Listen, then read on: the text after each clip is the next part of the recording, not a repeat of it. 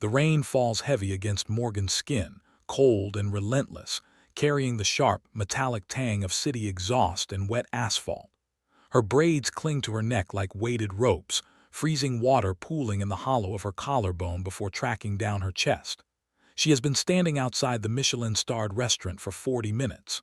Her wool coat is soaked through, heavy as lead, and beneath it her heart beats with the frantic, irregular cadence of a trapped bird. Inside her pocket, her fingers stay clamped around Cecilia's last test results. The paper is turning into wet pulp beneath her knuckles. The medication BioLife Pharmaceuticals has been developing, the one that could halt the catastrophic failure of her sister's immune system, remains locked behind corporate glass, regulatory red tape, and boardrooms where men in dry suits debate trial phases over sparkling water. While bureaucrats calculate risk, Cecilia's body is turning against itself. Morgan has maybe 2 months. If the latest fever spikes again, maybe less. The rain tastes like ozone and sheer desperation when she closes her eyes. The heavy oak doors of the restaurant swing open, releasing a brief, warm breath of roasted garlic and expensive hearth smoke into the damp chill. Morgan opens her eyes. Jin Hyeong emerges. Even in the downpour, he moves with a terrifying, absolute confidence, the kind of posture that belongs to a man who knows the world will adjust its contours to accommodate him. 2 security guards immediately flank him, snapping open large black umbrellas, but Jin does not alter his pace. He steps into the storm without shrinking from it. The neon lights of the Seoul skyline catch the sharp angles of his jaw and the pristine drape of his dark suit. Water streams off the fabric as if he is fundamentally immune to something as ordinary as weather. This is it, the precipice. The moment where her old life ends and whatever comes next begins. Morgan breaks into a run. Her wet shoes slap heavily against the flooded pavement, sending fans of dirty water over her shins. Her voice cuts through the thrum of the rain and the idling engines of waiting town cars. "Mr. Hyeong, sir, please." The 2 guards pivot instantly, their bodies forming a solid, muscular wall between her and the executive. One of them reaches out, his large hand aiming for her shoulder to shove her back into the deluge. But Jin stops.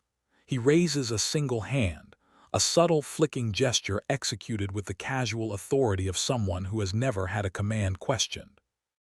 The guards freeze, stepping back half a pace, though their eyes remain fixed on Morgan's chest. Jin turns. Under the black canopy of his umbrella, he studies her. The silence between them seems to stretch, pushing back the roar of the Seoul traffic. He takes in the sodden braids, the trembling line of her blue-tinged lips, the water dripping from her chin. But mostly he looks at her eyes. There is no calculation in them, no corporate espionage, no rehearsed pitch. There is only the terrifying, unpolished rawness of a woman who has reached the end of the earth and refuses to fall off the edge. "Let her speak," he says. His voice is smooth, pitched low, carrying effortlessly over the storm. Morgan takes a ragged breath, the cold air burning the back of her throat. She forces her chin up, willing her teeth to stop chattering. "Mr. Hyeong, my name is Morgan. My younger sister, Cecilia, has a severe immune compromise. The doctors in the United States have exhausted every protocol. They told me to make her comfortable. But your medication, the Phase 3 compound in trials here in Korea, it targets the exact protein mutation killing her." She steps closer, stopping just at the perimeter of his umbrella's shelter. The rain beats against her back. "We gave up everything to fly to Seoul. We aren't asking for a miracle, Mr. Hyeong. We are asking for a chance. I know the compassionate use registry is closed. I know the legal risks, but she will die before your board convenes in March." Jin listens without shifting his weight. His dark eyes trace the fierce, desperate line of her posture. He does not offer a platitude. He does not look at his watch. When she finishes, the silence returns, heavy with the ambient hum of the city. He looks past her toward the dark street, then back down to her shivering frame. He gestures toward the open door of his idling Maybach. "Get in," he says quietly. "We'll talk properly." The interior of the Maybach is another world entirely. It smells of rich, unblemished leather, warm sandalwood, and the faint, crisp scent of rain-washed air filtered through luxury vents. The muted amber lighting creates an intimate capsule, severing them completely from the chaotic gray storm outside. Jin sits opposite her. Before the car even pulls away from the curb, he reaches into a hidden compartment and produces a thick, heated cotton towel, offering it to her without a word. He does not ask if she is cold. He observes the tremor in her hands and provides the remedy. Morgan takes the towel, pressing it against her face and hair. The warmth is intoxicating, almost painful against her chilled skin. When she lowers it, she catches Jin watching her. His demeanor has shifted from the impenetrable fortress of the sidewalk to something sharper, more assessing. He is looking at her not as a petitioner, but as an anomaly. "You uprooted your life and brought a dying girl across the Pacific," he says, his voice losing its boardroom cadence, softening into something probing. "That is an extraordinary amount of faith in a half-finished clinical trial." "It's not faith," Morgan says, clutching the damp towel in her lap. Her knuckles are white. "It's necessity." Jin leans back against the leather headrest, his dark eyes never leaving hers. "The regulations surrounding Phase 3 experimental compounds are not arbitrary, Morgan. If I bypass the ethics committee to hand you unapproved vials, I risk the entire trial. I risk the eventual approval of a drug that could save 80,000 people a year, all for one girl." Morgan's heart plummets, hitting the floor of her stomach. The warmth of the car suddenly feels suffocating. She knows this speech. She has heard variations of it from hospital administrators, insurance executives, and department heads for 3 years. It is the polite, rational architecture of rejection. She opens her mouth to beg, to offer whatever meager savings she has left, but Jin raises a finger, halting her. "However," he continues, his voice dropping an octave, slipping into a register that makes the tiny hairs on Morgan's arm stand up, "I am currently restructuring my private affairs. I find myself in need of people who understand what it means to fight for something tooth and nail, people who cannot be bought by my competitors because their loyalty is tethered to something real." He tilts his head, the amber light catching the sharp slope of his nose. "I am also expanding my personal circle. I require someone who understands discretion, someone whose presence is entirely my own, separate from the company, separate from the expectations of my board." The silence in the car turns thick, heavy with sudden, electric subtext. The tires hiss over the wet asphalt outside. Morgan stops breathing. The words echo in her mind, aligning with the sudden, intense focus of his gaze. He is not talking about an employment contract. He is talking about a transaction of a much older, much more intimate nature. "You're quiet," Jin murmurs. He watches the realization bloom across her face, watching the way her throat swallows hard. "I think reality just caught up with me," Morgan whispers. Her voice shakes, but her gaze remains locked on his. A faint, unreadable smile touches the corner of his mouth. It is not mocking, it is almost sympathetic. "And are you searching for the door handle? Are you regretting stepping into this car?" "No." The answer bypasses her rational brain, spilling out raw and immediate. "I told you, I would do anything for Cecilia." At the mention of her sister, the faint smile vanishes from Jin's lips. Something complex and shadowy crosses his expression. A flicker of profound recognition, as if her willingness to destroy herself for someone else mirrors a ghost he carries in his own pocket. "We will see," he says softly, turning his gaze toward the rain-slicked window as the car glides toward the most expensive district in Seoul. The private elevator to the penthouse rises with a smooth, ear-popping velocity that leaves Morgan feeling untethered from the earth. When the brushed steel doors part, the breath catches in her throat. The penthouse is a vast, minimalist expanse of dark walnut, polished concrete, and cream linen, but its true feature is the glass. Floor-to-ceiling windows wrap around the entire western elevation, offering a panoramic, dizzying view of Seoul. The city sprawls out below like a fallen galaxy, its towers glowing through the misty rain, the Han River a dark, winding ribbon cutting through the neon. It is a room built for a man who rules things from above. Jin steps out of his coat, hanging it with deliberate, unhurried precision. Every movement he makes is grounded, heavy with intention. He walks toward a low, marble wet bar without asking what she wants. He knows the weight of this silence. He knows the crushing intimidation of the room.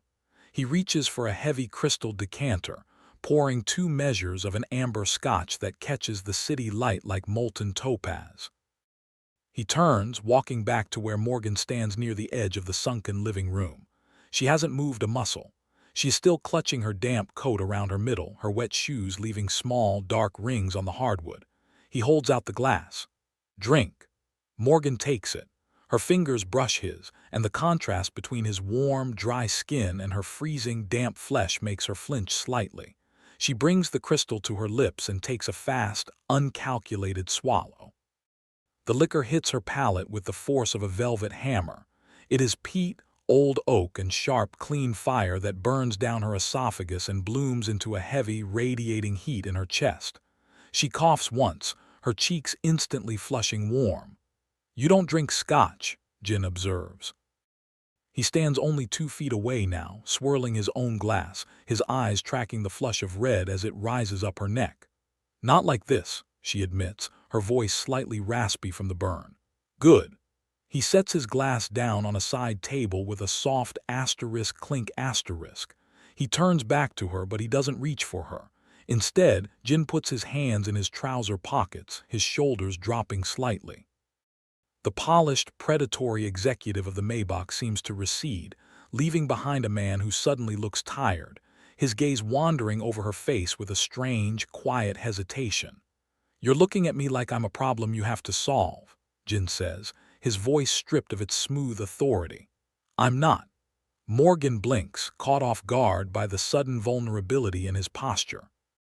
"You're the man holding my sister's life in your hands. How else am I supposed to look at you?" "Like a human being," Jin says softly. He takes a half step closer, the scent of his cologne, sandalwood, and rain wrapping around her. "I know what you're thinking, Morgan. You think this is a trap. You think I brought you up here to collect a debt before I've even paid it.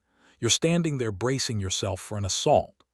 "I agreed to your terms," she says, though her voice lacks conviction. She feels incredibly small beneath the towering glass of the penthouse. "I don't want your compliance," Jin says. He pulls his hands from his pockets and slowly, deliberately, reaches out. His palms settle against the curve of her waist, resting lightly against the damp wool of her coat. He doesn't pull her in.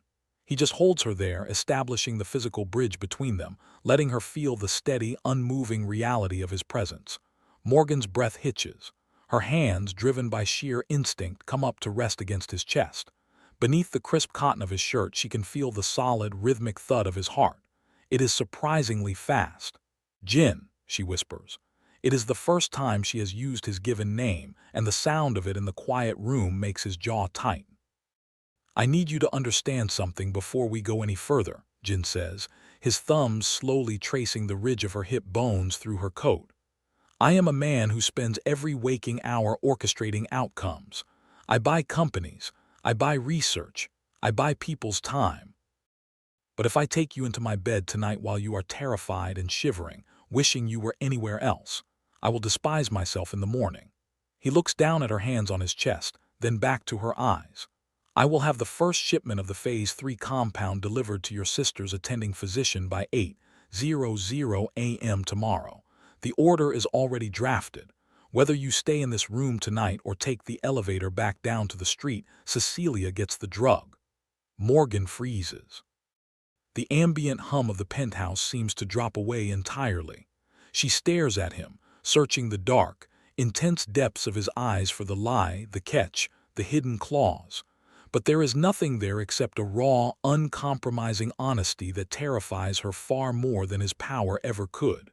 "You're giving me the medication either way?" she asks, her voice trembling. "Yes." "Then why did you bring me up here? Why make the offer in the car?" Jin's hand slides slowly up her sides, his fingers gently catching the lapels of her damp coat.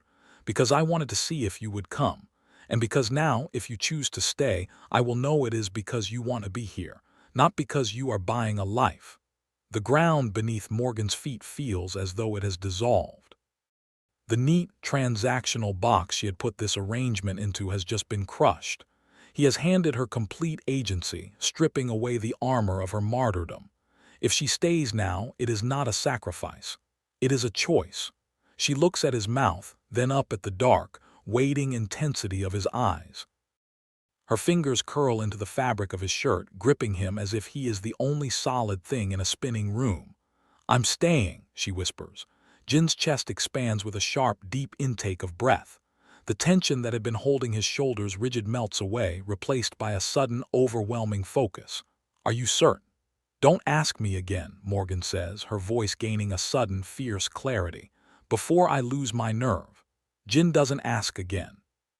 His hands move to her shoulders, easing the heavy, sodden wool of her coat off her arms. He lets it fall to the floor between them, uncaring of the dampness on his pristine wood. He reaches for her face, his large hands cupping her jaw, his thumbs smoothing over her cheekbones as he tilts her head up. When his mouth finds hers, there is no rush. It is a slow, exploratory claiming, warm and incredibly patient. He tastes of scotch and clean, masculine heat. Morgan's lips part with a soft, involuntary sigh, and Jin absorbs the sound, his arms wrapping completely around her back, pulling her flush against the solid length of his body. The chill of the rain finally vanishes from her skin, replaced by the radiating, electric heat of his touch as he guides her slowly toward the darkened hallway of the master suite. The master bedroom is a sanctuary of shadow and glass. The storm outside lashes against the western window, blurring the city lights into streaks of gold and violet, while inside, the room is quiet, heated, and scented with the faint aroma of cedar. Morgan stops near the foot of the massive, low-profile bed. The sudden reality of the intimacy hits her again, causing a fresh wave of nervous tension to lock her knees. She crosses her arms over her chest, suddenly hyper-aware of her damp blouse, her unraveled braids, the sheer disparity between her worn clothes and the silken cashmere throw resting on the mattress. Jin notices. He does not press forward. Instead, he walks past her toward the bedside panel, dimming the lighting until the room is bathed in a soft, twilight glow. He unbuttons his cuffs, rolling the crisp sleeves of his shirt up to his elbows, exposing muscular forearms lightly dusted with dark hair. He sits on the edge of the mattress and looks up at her. He extends an open hand. "Come here, Morgan," he says softly. "Just sit with me." Morgan hesitates for a fraction of a second before closing the distance. When she sits beside him, the mattress yields beneath them. Jin immediately reaches out, his arms circling her shoulders, gathering her against his side. He doesn't attempt to undress her. He simply holds her close, letting her ear rest against the crook of his neck, letting her sink her breathing to his. "I usually pretend I know exactly what I'm doing," Jin whispers into the crown of her hair, his voice rough with a vulnerability that feels entirely private. "In boardrooms, in negotiations, even with women, I project certainty because people require it of me." He pauses, his fingers gently unweaving one of her damp braids, combing through the dark, crimped strands with infinite care. "But with you, I feel like I'm dismantling a bomb in the dark. I am terrified of bruising you. I am terrified that tomorrow morning you will look at me with regret." Morgan lifts her head from his shoulder, meeting his gaze. The admission does something profound to her internal defenses. It levels the room. He is not a billionaire taking a lover. He is a man baring his throat to her. "I'm not made of glass, Jin," she says, her hand lifting to touch his jaw. His stubble is slightly rough against her palm. "I've spent 3 years fighting hospital boards and watching my sister suffer. I know what pain looks like. This isn't pain." Jin's eyes darken, the pupils expanding until they almost swallow the iris. "Show me," he murmurs. He shifts, leaning back and drawing her down with him until they are lying across the silk duvet. The fabric is cool against Morgan's back, but Jin's body above her is a furnace. He supports his weight on his forearms, hovering over her, his gaze wandering over every inch of her face before settling on the top button of her damp blouse. "May I?" he asks quietly. "Yes," she breathes. His fingers are deft but deliberate. As each button slips free, he parts the fabric, his knuckles brushing the sensitive skin of her collarbone, her chest, the slope of her ribs. Every touch is a psychological inquiry. He watches her eyes, her pulse points, the subtle flinch or relaxation of her muscles. He is learning the map of her reactions. When he parts the blouse entirely, his gaze drops to her chest. He doesn't rush to touch her. He simply looks, his expression filled with a quiet, almost reverent appreciation that makes Morgan's breath flutter in her throat. "You are beautiful," he says, his voice thick. "So incredibly beautiful." He lowers his head, his lips pressing against the hollow of her throat where her pulse is jumping. Morgan lets out a sharp, trembling inhale, her hands arching up to grip his broad shoulders. Beneath her fingers, she feels the hard, corded muscles of his back flex. As Jin sheds his own shirt, Morgan's eyes widen. Across his left shoulder and upper chest, cutting through the smooth, tanned skin, is a thick, jagged constellation of surgical scars. They are old but violent, the unmistakable aftermath of a catastrophic trauma. She reaches out instinctively, her trembling fingertips tracing the raised white ridge of the largest scar just above his collarbone. Jin goes entirely still above her. His breath catches, his jaw clenching as her fingers move over the damaged tissue. "What happened here?" she whispers. Jin closes his eyes for a long moment, leaning his forehead against hers. "An accident. A long time ago. Someone paid a very heavy price to ensure I survived it." He opens his eyes, and the shadow in them is heavy, suffocating. But before Morgan can ask more, Jin shifts, his mouth capturing hers with a sudden, urgent intensity that sweeps the question away entirely. It is as if he is trying to outrun the memory, using her taste, her warmth, her immediate living presence to drown out the ghosts in the room. His hands slide down to the waistband of her skirt, unfastening it and sliding the remaining fabric from her hips with a smooth, decisive pull. Morgan shivers as the cool air of the room hits her bare skin, but Jin immediately covers her, his heavy, heated frame pressing her down into the mattress. Every touch now becomes a specific, unspoken dialogue. When his hand cups her hip, his thumb pressing into the dip of her waist, it is a declaration of presence. "I am here. You are safe." When Morgan's nails dig into the muscles of his back as his mouth trails down her stomach, it is an answer. "I feel you. I am yours." He moves between her legs, pausing at the very threshold. He looks down at her, his chest heaving, a bead of sweat tracking down the side of his temple despite the cool room. "Look at me, Morgan," he commands softly. She opens her eyes. They are bright with unshed tears, not of sadness, but of an overwhelming, terrifying vulnerability. She has never been this exposed to another human being. She has spent years being strong, being the caretaker, being the shield. Now beneath him she is entirely bare. "Tell me," Jin whispers, his hips surging forward slightly, just enough for her to feel the blunt, heavy pressure of him. "Tell me what you need." "You," she sobs softly, her legs wrapping around his hips, pulling him down. "Just you, Jin, please." He enters her with a slow, agonizingly deep thrust that makes them both cry out. Jin buries his face in the curve of her neck, his entire body shuddering as he seats himself fully within her. Morgan arches into the invasion, a feeling of incredible, stretching fullness radiating through her pelvis. It is not just physical. It feels like a tether snapping into place, binding her internal world to his. He stays motionless for several heartbeats, letting her body adjust to the thick, intrusive weight of him.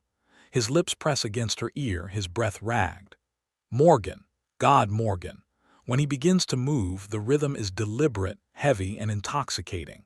He withdraws slowly, almost to the tip, before driving back in with a solid, rhythmic force that pushes Morgan deeper into the pillows. Each thrust is accompanied by a low, guttural sound from Jin's chest, the sound of a man who has been starving for years and has finally found a feast. Morgan loses all sense of the room, the storm, the city outside. There is only the friction of their skin, the scent of cedar and sweat, and the relentless, building pressure between her thighs.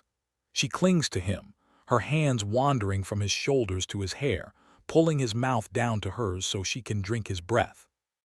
Jin, she gasps, her hips arching up to meet his downward strokes matching his tempo. Jin, I can't. Reach for it, he growls against her lips, his hand sliding down between their bodies, his thumb finding the swollen, sensitive bundle of nerves at her center.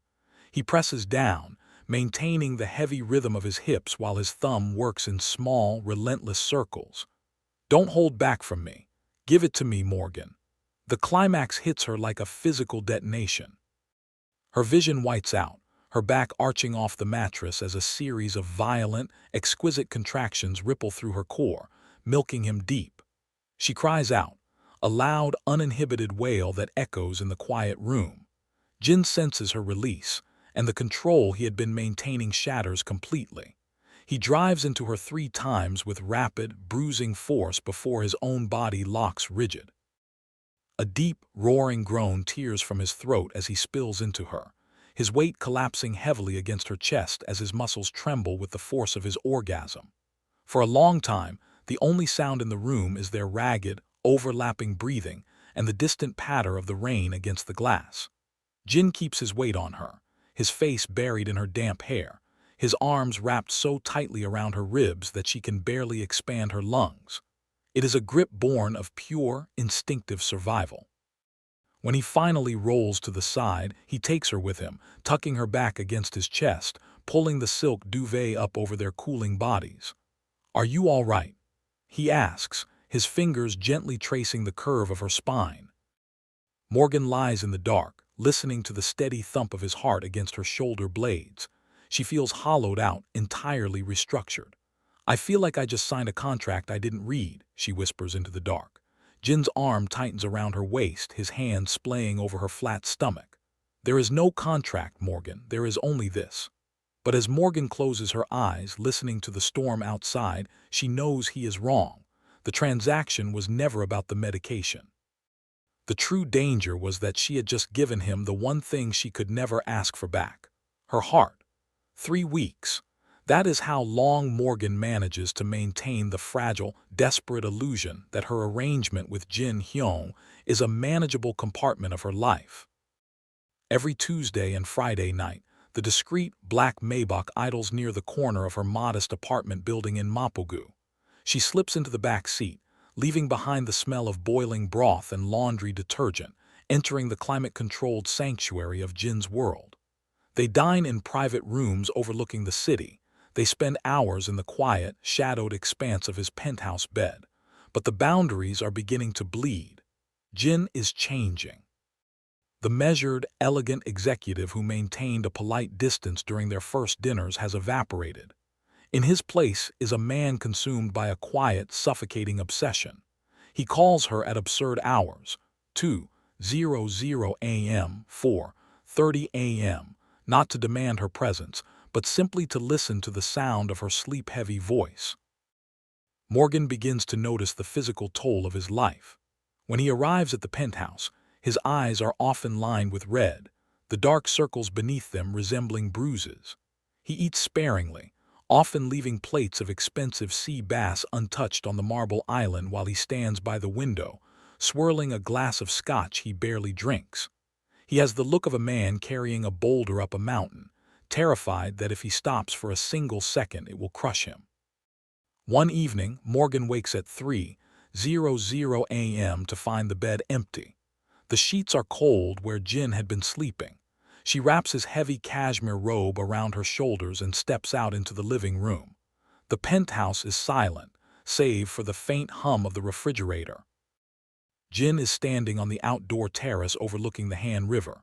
Despite the biting November chill, he is wearing only his dress trousers and an unbuttoned white shirt, the wind whipping the fabric back from his scarred chest. Morgan slides the glass door open, stepping out onto the granite tiles. The cold air bites her bare ankles instantly. "You're going to freeze," she says softly, coming up behind him. Jin doesn't turn. His hands are gripping the steel railing so hard his knuckles are yellow. "I couldn't sleep. The air helps." Morgan steps into his space, wrapping her arms around his waist from behind, pressing her warm cheek against the chill of his bare spine between his shoulder blades. He shivers at the contact, letting out a long, shaky exhale that fogs the air before them. "You haven't slept more than 3 hours a night since I met you, Jin," she murmurs, her hands resting flat against his stomach. "What is eating you alive?" Jin unpicks her hands from his waist, but he doesn't push her away. He turns around, leaning his back against the freezing railing, pulling her into the open V of his legs. He wraps his arms around her robe-clad frame, tucking her against his chest to share his body heat. "I am living two lives, Morgan," he says, his voice hollow, stripped of all its usual resonance. "And neither of them belongs to me." "This one does," she says, looking up at him. Jin reaches down, his thumb brushing a stray lock of hair from her forehead. His eyes are dark, filled with an agonizing, conflicted tenderness. "I want to believe that. God, I want to believe that when I am in this room with you, the rest of the world ceases to exist. But it doesn't. The bill always comes due." "What bill?" Morgan asks, her heart quickening with a sudden, instinctive dread. Jin opens his mouth to speak, but before the words can form, the silence of the penthouse is shattered by the sharp, shrill vibration of his personal cell phone resting on the indoor dining table. The sound of the phone is like a gunshot in the quiet apartment. Jin freezes. The tender, vulnerable man holding her on the terrace instantly vanishes, replaced by a rigid, alert sentinel. He releases her waist and steps back inside, sliding the glass door shut behind them. Morgan watches him as he walks to the table and picks up the phone. He looks at the caller ID, and Morgan sees the exact moment his blood runs cold. The color drains from his face, leaving his tanned skin a sickly, ashen gray. His jaw locks so hard she can see the tendon twitching beneath his ear. He swipes the screen, lifting the phone to his ear. He doesn't say hello. "Speak," he says in rapid, clipped Korean. Morgan stands by the glass door, clutching the cashmere robe around her throat. She watches Jin listen. He doesn't pace, he stands perfectly still, but his chest begins to rise and fall with shallow, rapid breaths. He closes his eyes, his free hand rising to pinch the bridge of his nose. "When?" he asks, a pause. "I understand, I will be there in 20 minutes. He lowers the phone. The screen goes dark. For several long, agonizing seconds, he stands by the table, his back to Morgan, his head bowed as if he has just been handed a death sentence. "Jin," Morgan whispers, stepping into the room. The air between them feels suddenly freezing despite the indoor heating. "What happened? Is it the trial? Is it Cecilia?" Jin turns around. He looks at her, but his eyes are completely unfocused, staring through her toward something distant and terrible. "My fiancé woke up," he says. The penthouse seems to tilt on its axis. Morgan stops halfway across the room. The word strikes her physical body like a blow to the solar plexus. "Fiancé." The syllables echo in her mind, sharp and jagged, tearing through the neat, intimate reality they had built over the last 3 weeks. He had never mentioned a woman. He had never worn a ring. He had never given a single indication that when he left her bed in the morning, he was returning to an existing promise. Your fiancé," Morgan repeats, her voice flat, devoid of breath. Jin walks toward her, his hands lifting as if to touch her, but Morgan takes a sharp, immediate step backward. The rejection hits him hard. His hands drop to his sides, his fingers curling into loose fists. "Her name is Yuna," Jin says, his voice rough, pleading for her to listen. "She has been in a medically induced coma at the Seoul National University Hospital for 11 months. Morgan stares at him, her mind racing, fitting the grotesque puzzle pieces together.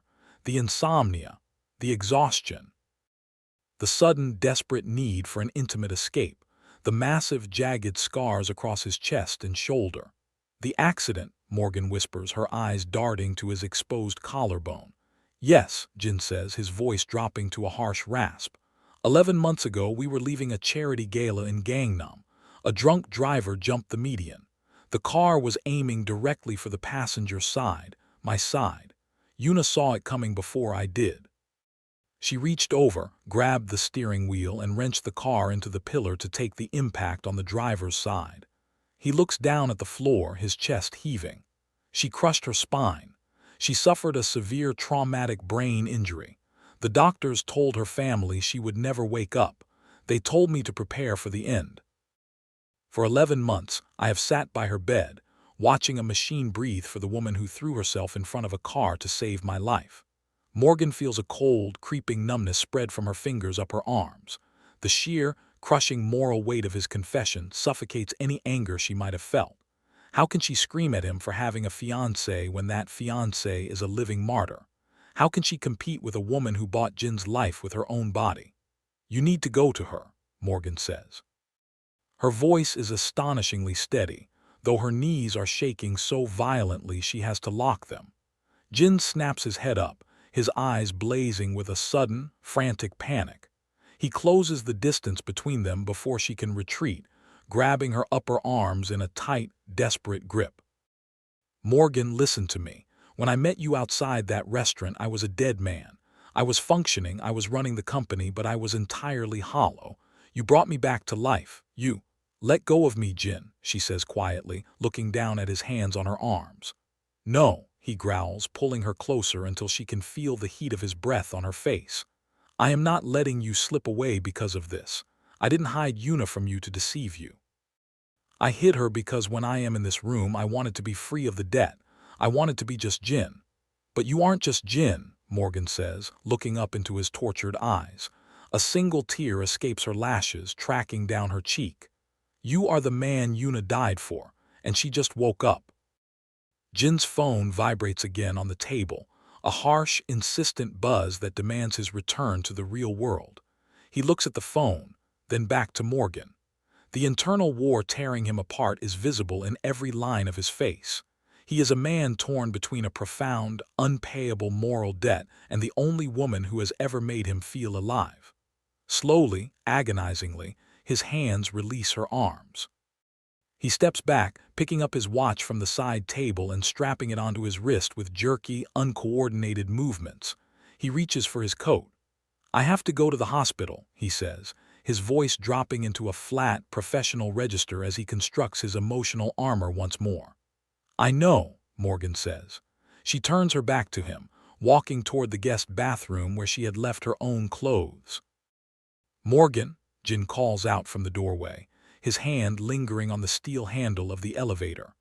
"I will call you tomorrow." Morgan doesn't answer. She closes the bathroom door, leaning her spine against the cold wood as the distant sound of the elevator doors sliding shut leaves her entirely alone in the cavernous, silent penthouse. The VIP suite at Seoul National University Hospital smells of antiseptic floor wax, bleached linen, and the faint, sweet scent of expensive lilies arranged on the windowsill. Outside, the morning rain has turned into a steady, freezing drizzle, graying out the city below. Jin stands at the foot of the mechanical bed, his hands buried deep in the pockets of his dark wool coat. Yuna Seo looks incredibly small among the clinical machinery. The swelling in her face has long since receded, leaving her features sharp, aristocratic, and pale as porcelain. Her dark hair is cropped short around her ears, a medical necessity from the craniotomy months ago, but her eyes are open. They are dark, lucid, and tracking Jin's movements with the intense, possessive familiarity of a woman who believes she has finally come home. "You look older, Jin," Yuna says. Her voice is a dry, papery whisper, scraping against her unused throat. Jin forces a gentle, reassuring smile to his lips, stepping around the IV poles to sit on the edge of the plastic visitor's chair by her side. He reaches out, taking her limp, pale hand in his. Her skin feels strangely cool, papery, and fragile, like holding a dry leaf. He cannot help the subtle, involuntary twitch in his knuckles as he makes contact. His tactile memory is still burning with the heavy, vibrant heat of Morgan's skin from 3 hours ago. "You've been asleep for 11 months, Yuna," Jin says quietly. "It hasn't been an easy year." Yuna's fingers twitch, attempting to return his grip, though she lacks the motor strength. Her dark eyes search his face, looking past the polite smile, searching for the man she had left behind in the wreckage of the Maybach. "I heard the doctors talking outside," she whispers, her gaze fixing on the dark circles under his eyes. "They said you were here every night for the first 6 months. They said you set up a desk in the corridor." "Of course I did," Jin says automatically. "But not lately," Yuna observes. Her voice lacks accusation. It is merely an assessment from a woman who has spent her life navigating the subtle currents of Seoul's elite society. Where were you tonight, Jin? When the hospital called, your assistant said you were unreachable. Jin feels a cold prickle of sweat break out along his collar. He looks down at her pale hand in his, thumbing the thin skin over her knuckles. I was at the penthouse. My phone was on silent. Yuna watches him. She does not press the inquiry, but the silence that settles over the sterile room is heavy with unspoken intuition. She knows him too well. She knows the subtle shift in his posture, the slight distance in his eyes, the fact that he is sitting on the edge of the chair rather than leaning over her bed. I'm glad you're here now, Yuna says softly, closing her eyes as the pain medication begins to drag her back toward sleep. We have a lot of lost time to make up for. Jin sits in the quiet hospital room for another hour, listening to the rhythmic asterisk beep of her heart monitor. But as he watches her sleep, the crushing weight of his reality settles over his chest like wet earth. He owes this woman his breath, his career, his unblemished body. But as he sits beside her, the only thing he can see in the dark of his mind is Morgan's face, wet with rain, standing outside the restaurant. Morgan stops answering his calls. She doesn't send a dramatic text. She doesn't block his number. She simply lets the phone ring out until it hits voicemail. When the black Maybach idles outside her apartment building on Friday night, she does not come down. After 40 minutes, the car pulls away into the rain. Inside her small, damp apartment in Mapogu, Morgan sits at the scratched laminate kitchen table. The heating in the building is ancient and rattling, struggling against the November chill. Across from her, Cecilia is asleep on the pull-out couch, her thin chest rising and falling with a smooth, silent regularity that feels like a miracle. On the table between Morgan's hands sits the small, insulated medical cooler from BioLife Pharmaceuticals. Morgan pops the latch. Inside, resting in custom foam inserts, are the remaining vials of the Phase 3 compound. She counts them with trembling fingers. 4, 3, 2, 1. One vial left. Enough for exactly 3 days. A cold, suffocating terror grips her throat. The arrangement had been simple. Jin provided the medication bi-weekly through his private courier, bypassing the hospital registry entirely. But now that Yuna is awake, now that Morgan has severed the intimate tether between them, the courier hasn't arrived. Morgan. Cecilia's voice is a soft croak from the couch. Morgan slams the cooler lid shut instantly, plastering a bright, false smile across her face as she turns around. Hey, sweetie, Morgan says, walking over to sit on the edge of the mattress, smoothing Cecilia's damp bangs back from her forehead. How are you feeling? Any chills? No, Cecilia says, her hazel eyes clear and bright. The drug has been working beautifully. The constant, wasting fevers have vanished, and she has even gained 3 pounds. I feel good, but you look like you're about to throw up. Morgan lets out a watery, exhausted laugh. Just tired, see. The translation work for the firm has been heavy this week. Cecilia studies her older sister with the sharp, penetrating intuition of a child who has spent years watching adults lie about her prognosis. Is it Mr. Hyeong? You haven't gone to dinner with him this week. Morgan's breath catches. She looks away, focusing on the peeling wallpaper near the window. Mr. Hyeong is very busy, Cecilia. He runs a major corporation. Our business arrangement is concluding. He looked at you like you were the only person in the room, Cecilia observes quietly. When he came here that one time to drop off the cooler, he didn't look like a businessman, Morgan. He looked sad. Morgan closes her eyes, the memory of Jin standing in her tiny kitchen stabbing through her chest like a shiv. Go back to sleep, see. I have to go out for a little while tomorrow morning to pick up the next shipment.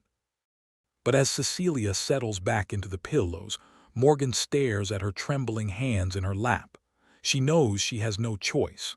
She cannot let her sister die to preserve her own pride. Tomorrow, she has to walk into the lion's den. The corporate headquarters of BioLife Pharmaceuticals in Uedo is a towering monolith of blue glass and brushed aluminum. Inside, the executive lobby is a cathedral of silence, marble, and security personnel in gray suits. Morgan stands before the massive glass reception desk. Her boots are scuffed from the subway. Her coat is damp from the morning drizzle. She feels like a beggar standing in the nave of a temple. "I have an urgent inquiry regarding the compassionate use registry for the Phase 3 compound," Morgan says to the polished receptionist. "My name is Morgan Vance. Mr. Hyeong is familiar with the case." The receptionist glances at Morgan's attire, her manicured fingers hovering over her keyboard. "Mr. Hyeong is currently hosting a private reception in the executive wing, MS. Vance, he is not taking unscheduled appointments. Please," Morgan says, her voice dropping into a fierce, low register that makes the receptionist pause. "Tell his assistant that Cecilia Vance has 3 days of medication left. Just tell him that." The receptionist hesitates, then picks up a silver telephone, speaking in hushed Korean. She nods once, replacing the receiver. "The executive assistant will see you in the West Lounge on the 40th floor. Elevator 3. When the glass doors of the West Lounge part, Morgan steps into a sprawling, sunlit atrium filled with white leather sofas and indoor bamboo gardens. But she doesn't see the assistant. Sitting on a low sofa near the floor-to-ceiling window is Jin Hyeong. And sitting directly beside him, her fragile frame draped in an exquisite cream cashmere coat, is Seo. Morgan freezes mid-step. The breath leaves her lungs with a painful, audible whoosh asterisk. Yuna is sitting close to Jin, her pale hand resting possessively over his wrist as he holds a cup of tea. She looks like a queen holding court, fragile, beautiful, and entirely secure in her territory. Jin is leaning toward her, his head tilted as she speaks, his posture protective and attentive. Then Jin looks up. His dark eyes lock onto Morgan standing in the doorway. For one singular, devastating second, the polished executive mask slips entirely. His eyes widen, a flash of raw, starving relief flooding his features, followed instantly by an agonizing, paralyzing panic as he realizes the collision of his two worlds has just occurred in broad daylight. He stiffens, his arm pulling slightly away from Yuna's touch as he stands up. The movement is jerky, unnatural. "Ms. Vance," Jin says. His voice is perfectly pitched, smooth, and entirely devoid of the rough, intimate warmth she knows. It is the voice of a CEO addressing a mid-level contractor. "I was not aware you were coming to the building today." Morgan feels the blood rush to her ears, a loud, roaring hum that drowns out the ambient music of the lounge. She looks from Jin's cold, professional face to Yuna, who is now looking up at Morgan with sharp, assessing dark eyes. "I apologize for the interruption, Mr. Hyeong," Morgan says. Her voice shakes, but she forces her chin up, refusing to let Yuna see her crumble. "The courier did not arrive on Friday. My sister's trial supply is exhausted." Yuna tilts her head, her manicured hand reaching up to touch the pearl earring at her lobe. "Jin, darling, who is this?" The asterisk darling asterisk cuts through Morgan like a serrated blade. Jin doesn't look at Yuna. His jaw is clamped so tight his temples are throbbing. "Ms. Vance is an American citizen whose sister was granted provisional access to our Phase 3 trial compound before the registry closed. Yuna. It is a corporate charity initiative." Corporate charity initiative. The words hit Morgan like a physical slap across the face. She feels a sudden, profound sickness rise in her stomach, not just anger but the crushing, humiliating pain of complete erasure. To the woman who died for him, Morgan is nothing but a tax write-off, a philanthropic footnote. Yuna's dark eyes track the subtle, electric tension vibrating between Jin's rigid shoulders and Morgan's trembling frame. She is a woman of immense intuition. She sees the way Jin's knuckles are white at his sides, the way he refuses to look Morgan directly in the eye. "I see," Yuna says softly, her voice smooth as silk but carrying a sharp, underlying edge. "The board was discussing the liability of the compassionate use registry last week, Jin. Especially after my accident, we must be incredibly careful with unapproved trial phases. We cannot simply dispense experimental compounds because someone bypasses reception, can we?" She smiles at Morgan, a polite, aristocratic smile that does not reach her eyes. It is the smile of a woman drawing an impenetrable fortress wall around her property. I am sure Ms. Vance understands the legal constraints of a publicly traded pharmaceutical firm. Morgan stands in the center of the plush carpet, her nails digging into the palms of her hands until she feels the sting of broken skin. She looks at Jin. She waits for him to speak, to defend the arrangement, to offer a solution, to show even a fraction of the man who had held her shivering body in the dark of his penthouse. But Jin remains silent. He stands perfectly still, his eyes fixed on the glass table between them, his face a mask of carved granite. He is protecting Yuna from the shock of his betrayal. He is preserving the fragile recovery of the woman who saved his life. And in doing so, he is throwing Morgan to the wolves. "I understand completely, Miss Seo," Morgan says, her voice dropping to a hollow, haunting whisper. She bows her head slightly, maintaining her dignity by sheer, agonizing willpower. "Thank you for your time, Mr. Hyeong." She turns on her heel and walks out of the lounge before the first tear can fall. Behind her, just before the heavy glass doors seal shut, she hears Yuna's voice, quiet and lethal in the sunny room. "Do you know her, Jin?" And the silence that follows is the most devastating answer Morgan has ever heard. The rain returns at midnight, a heavy, freezing downpour that rattles the loose window panes of Morgan's Mapogu apartment. Morgan is sitting in the dark kitchen, her coat still on, staring at the single remaining vial in the open cooler. Cecilia is asleep in the bedroom, the door pulled shut. Morgan feels entirely hollowed out, her mind circling the drain of her impending failure. She has no money left for lawyers. She has no leverage. A sharp, heavy knock strikes the apartment door. Morgan freezes. It is not the polite, rhythmic tap of the building superintendent. It is a heavy, demanding strike that makes the wooden frame rattle. She stands up, walking silently into the narrow hallway. She doesn't ask who it is. She looks through the brass peephole. Standing in the dim, flickering fluorescent light of the hallway is Jin Hyeong. He is alone. He is wearing a dark, soaking wet trench coat, his hair plastered to his forehead by the rain. In his right hand, he is gripping a large, black Pelican medical case. He looks disheveled, wild, and entirely stripped of his corporate elegance. Morgan unlocks the deadbolt and pulls the door open. They stand on opposite sides of the threshold. The smell of the wet city, damp wool, ozone, and cold rain floods the stale, heated air of her apartment. Morgan doesn't step aside. She looks at him, her eyes hard, bright with the residual burn of her morning humiliation. "What are you doing here?" Jin doesn't answer immediately. His chest heaves, his dark eyes scanning her face, taking in her red-rimmed eyes and the defensive fold of her arms. He steps forward, using his physical size to force her to step back into the small entryway, kicking the door shut behind him with his heel. He lifts the heavy Pelican case and sets it down on the scratched laminate shoe cabinet with a loud asterisk thud. "There are 30 vials in that case," Jin says, his voice a harsh, ragged rasp. "Enough for 6 months. The serial numbers have been wiped from the batch records. It cannot be traced back to the trial." Morgan looks at the black case, then back up to his face. A bitter, hollow laugh escapes her throat. "So this is the severance package. The corporate charity initiative pays out." Jin flinches as if she had struck him with a whip. The muscle in his jaw flexes violently. "Morgan, don't what?" She snaps, her voice rising before she remembers Cecilia sleeping in the next room. She drops her tone to a fierce, venomous hiss. "Don't repeat your own words. You stood there today and looked at me like I was a stranger who wandered off the street. You let her sit there and lecture me about liability while you stared at the floor.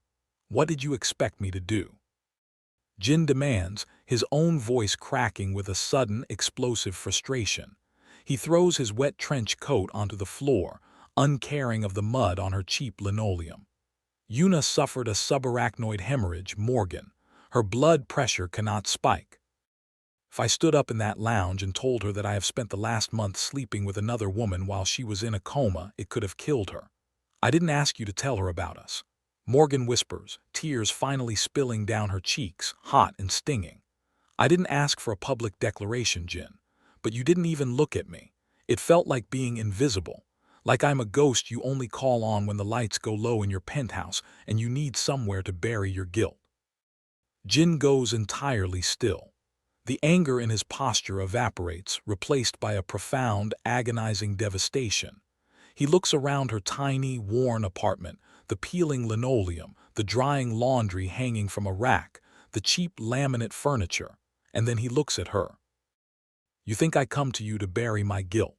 He whispers. He steps closer, his large hands coming up to frame her face, his grip fierce but trembling. "Morgan, look at me, look at me."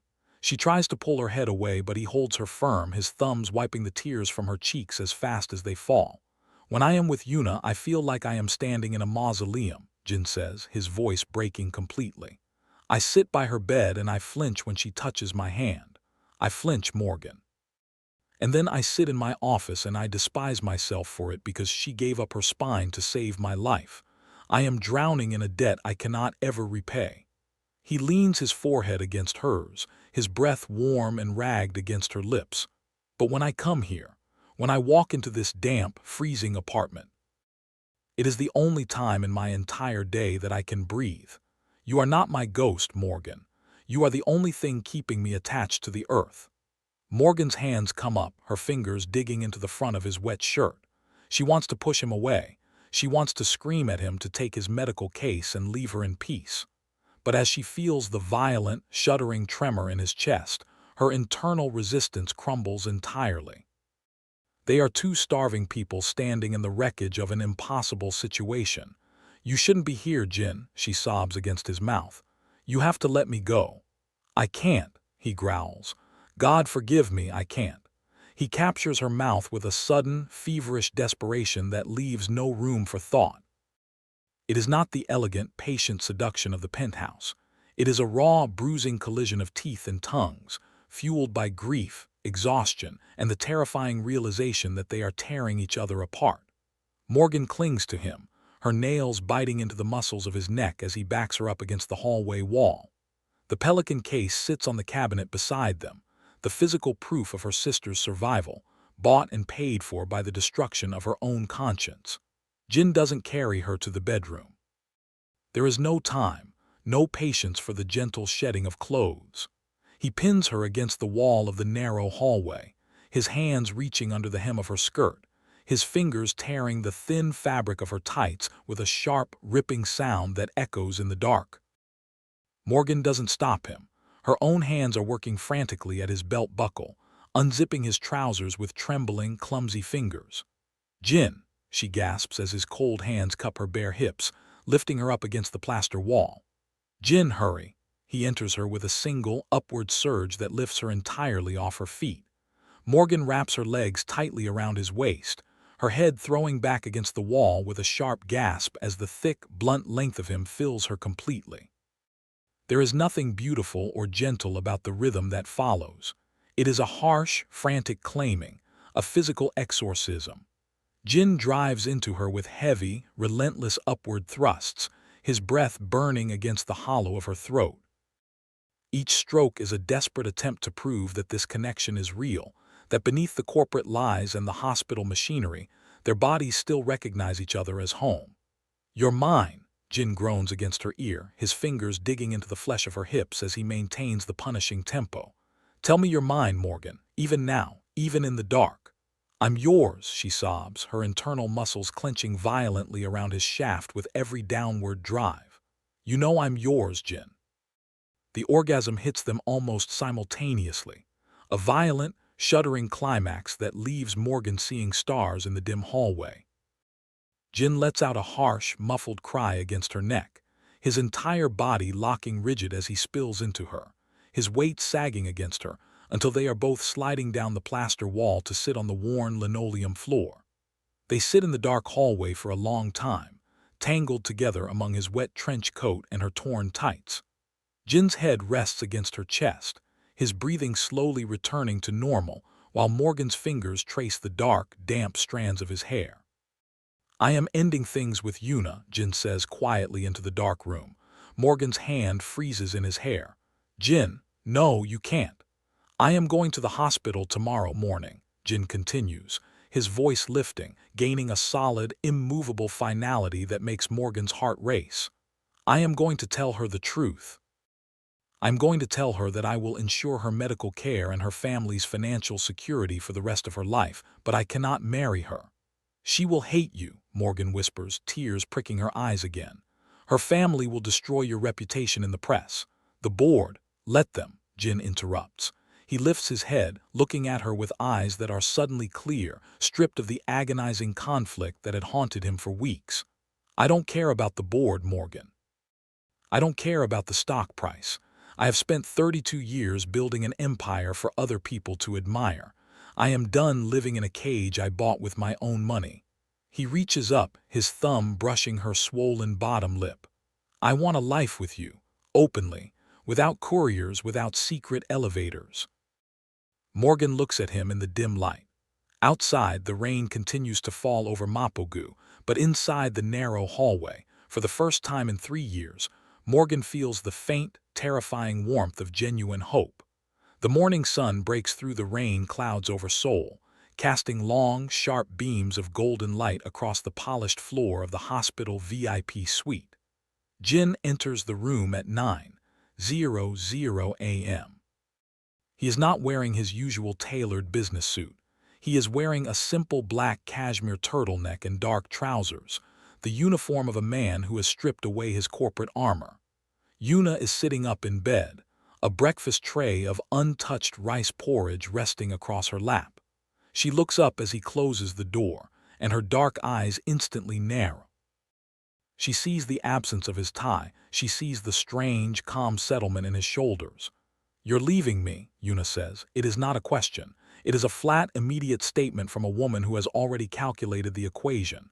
Jin stops at the foot of the bed. He doesn't attempt to sit. We need to talk, Yuna. About the American girl, Yuna says, her manicured fingers pushing the breakfast tray away with a sharp, dismissive clatter. The one who looked like she was about to execute someone in the lounge yesterday. Jin's jaw tightens, but he maintains his calm. Her name is Morgan, and yes.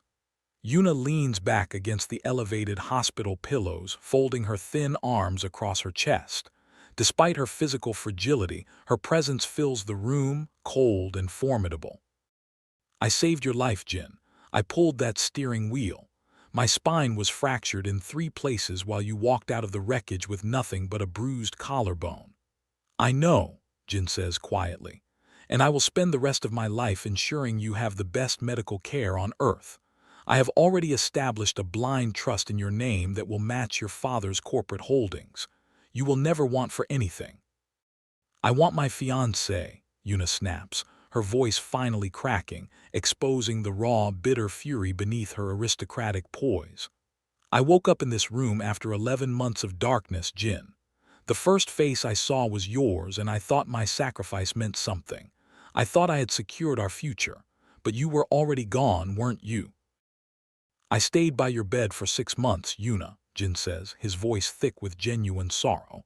I prayed for you to wake up every single day, but as the months went on, I realized that I was staying out of guilt.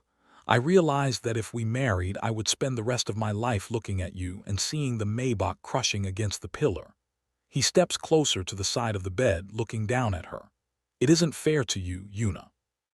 You deserve a husband who looks at you with love, not a man who looks at you as an unpayable moral debt. Yuna stares at him.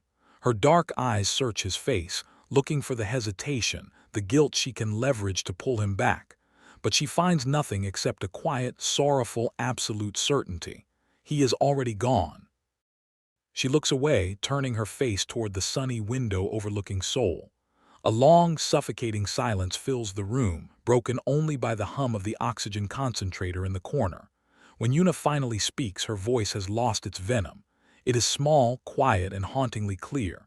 Do you love her? She asks. Yes, Jin says instantly. Yuna closes her eyes. A single, pristine tear tracks down her pale cheek, but she does not sob. She is a woman of immense pride. She will not beg a man who has already vacated the premises. Get out, she says quietly toward the window. Tell your lawyers to contact my father's firm regarding the trust. I never want to see your face in this room again, Jin. Jin stands by the bed for a moment longer. He wants to say he is sorry again, but he knows the words are ash in her mouth.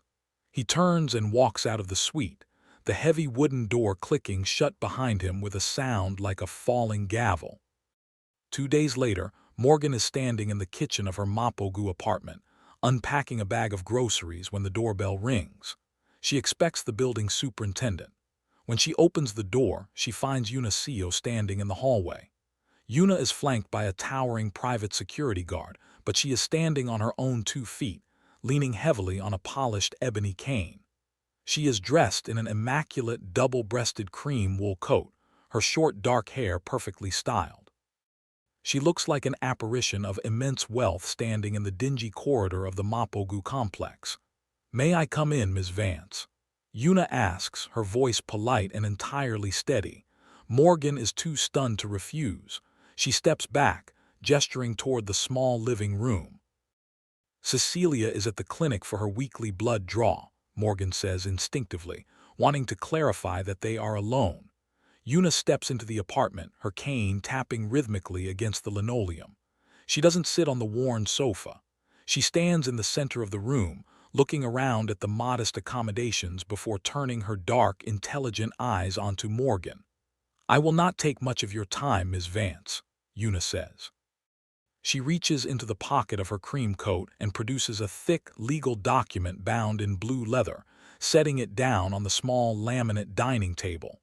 "What is this?" Morgan asks, keeping her distance. "That is a legally binding corporate directive from the Executive Board of BioLife Pharmaceuticals," Yuna says perfectly. "As my father is the majority shareholder of the medical manufacturing arm, I have had our legal team draft an unalterable compassionate use contract for Cecilia Vance." She taps the blue leather with her manicured fingernail. "This document guarantees your sister unlimited, free access to the Phase 3 compound and its eventual commercial successor for the rest of her natural life. It includes full coverage of all attending medical personnel, hospital stays, and specialist care anywhere in the United States." Morgan's breath stops. Her eyes lock onto the blue folder. It is everything she has dreamed of for 3 years. It is the absolute, unshakable salvation of her sister's life, completely insulated from Jin's personal whims or corporate board battles. "What is the condition?" Morgan asks. Her voice is barely a whisper. She knows women like Yuna do not hand out miracles without a price tag. Yuna looks at Morgan, her expression calm, dignified, and chillingly clear. "The condition is that you sign the attached non-disclosure agreement, take your sister, and board a private charter flight to New York tonight at 8:00 p.m. You will never return to Korea. You will never contact Jin Hyeong again. If he attempts to contact you, you will not respond." The room goes entirely still. The distant sound of Seoul traffic outside seems to fade into a hollow ringing. "You're buying his absence," Morgan whispers, staring at the aristocratic woman before her. "I am reclaiming my dignity," Yuna corrects smoothly. She takes a half-step closer, leaning on her ebony cane. "Jin came to my hospital room 2 days ago and attempted to hand me a financial settlement to wash his conscience clean. He thinks he can discard 11 months of my suffering because he found an American girl who makes him feel alive." She looks down at the blue folder, then back to Morgan. "I almost died for him, Ms. Vance. I crushed my body to preserve his. I will not allow him to walk away from that debt into a neat, happy ending with you while I spend the rest of my life physical therapy." Yuna reaches into her coat pocket again and produces a small, glossy photograph, setting it down on top of the legal contract. It is a candid photo of Jin and Yuna taken at a gala before the accident. Jin is smiling, a bright, unburdened smile Morgan has never seen, his arm wrapped securely around Yuna's waist. "Keep it," Yuna says softly, her voice carrying a profound, haunting sadness that makes Morgan's chest ache. "So you remember how happy he was before the accident made him feel indebted to me. And so you remember that if you stay in his life, you will always be the woman who stood on the grave of my sacrifice." Yuna turns gracefully, despite her cane, and walks toward the entryway. Her security guard opens the door for her. The charter flight is fueled and waiting at Gimpo Airport, Ms. Vance, Yuna says from the doorway. You have until 7:00 p.m. to sign the contract and board the car waiting downstairs. The door clicks shut. Morgan stands alone in the quiet apartment. She walks slowly to the table, her trembling fingers reaching out to touch the crisp blue leather of the contract. Beside it, Jin's smiling face in the photograph stares up at her. She knows Yuna is right. If Morgan stays, Jin's reputation will be destroyed, his board will remove him, and every time he looks at Morgan, he will be reminded of the woman he abandoned in a hospital bed to get to her. Their love would be built on the absolute wreckage of another woman's life. Morgan reaches for a pen lying on the kitchen counter. Her hand is shaking so violently she barely recognizes her own signature as she presses the ink into the dotted line of the contract.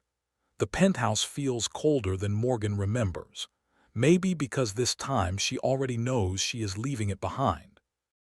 El glitters beyond the massive glass windows while rain traces softly down the panes, turning the city into blurred gold and silver light. The storm that began 3 hours ago shows no sign of stopping, sheets of water lashing against the western elevation, distorting the lights into watery ghosts. Morgan stands in the center of the sunken living room, her canvas duffel bag resting at her feet. She is wearing her old wool coat, the same coat she wore the night she ran up to his car in the rain. She keeps her hands buried in her pockets so Jin cannot see them shaking. The elevator doors slide open. Jin emerges, soaking wet, his dark coat dripping onto the pale hardwood floor. He had arrived 20 minutes ago, his face flushed with the cold, his eyes bright with the excitement of his impending plans. He had started pouring 2 glasses of scotch before he noticed the canvas bag sitting like an accusation near the door. He stops. The crystal decanter hovers over the glass. "What is that?" Jin asks, his voice dropping into a cautious, guarded register. Morgan stands perfectly still. She forces herself to meet his gaze. "I'm leaving, Jin. Cecilia and I are going back to the States tonight." Jin slowly sets the decanter down on the marble. The clink asterisk is loud in the quiet room. He turns around, his dark eyes scanning her rigid posture, searching for the punchline to a joke he doesn't understand. "What are you talking about?" he asks, taking a step toward her. "I told you. I ended things with Yuna. The lawyers are finalizing the trust tomorrow. I've already instructed my real estate agent to look for a house in Tribeca, somewhere with a garden for Cecilia." "I didn't ask for any of that, Jin," Morgan says, her voice cracking slightly before she forces it back into line. "In front of her, you looked at me like I was nothing. Like I'm a ghost you only call on when the lights go low in your penthouse and you need somewhere to bury your guilt." Jin flinches as if she had struck him with a whip. The muscle in his jaw flexes violently. "And now you're telling me you resigned from BioLife." Morgan continues, her voice rising despite her attempt to control it. "You gave up your entire empire. For what, Jin? For me? That's not love. That's self-destruction." "It's not self-destruction," Jin says, his own voice cracking with a sudden explosive frustration. He closes the distance between them in 3 massive strides. "It's choosing what matters. It's choosing you." "You can't choose me by destroying yourself," Morgan snaps, her eyes burning with unshed tears. "Don't you understand? I didn't run to Seoul to become the reason you implode. I came here to save my sister. I came here to survive." Jin reaches out, his hands settling on her shoulders with a grip that is bruising, frantic, and entirely unhinged. "Morgan, listen to me.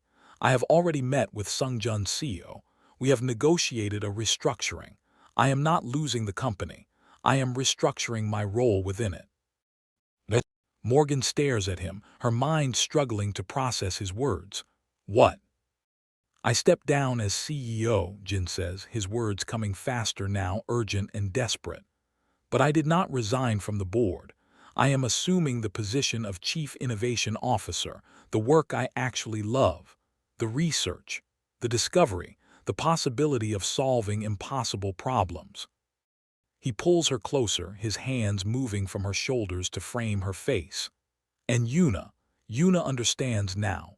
Her father and I have established a medical trust. She will receive the finest care on earth. But we are not marrying, Morgan. I told her the truth. I told her about you.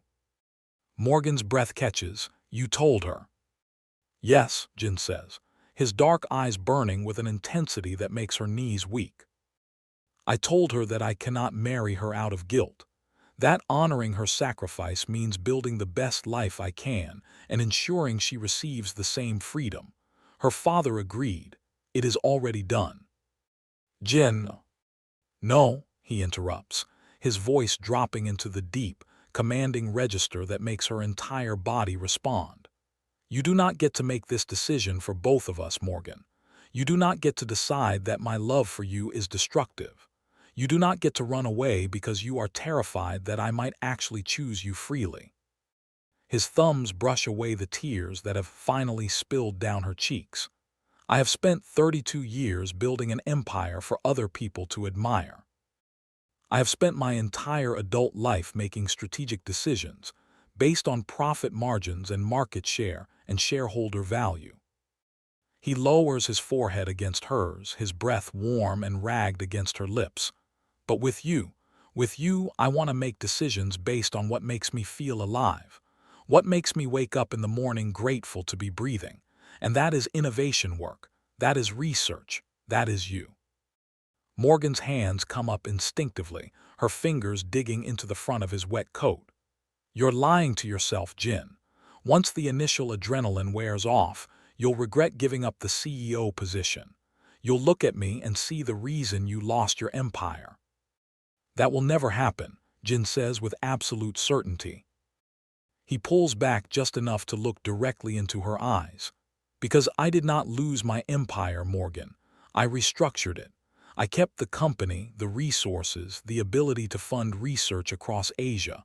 I kept everything that matters. He pauses, his hand sliding down to grip her waist. Accept the crushing weight of being CEO. Accept the political games. Accept the obligation to be someone other than myself.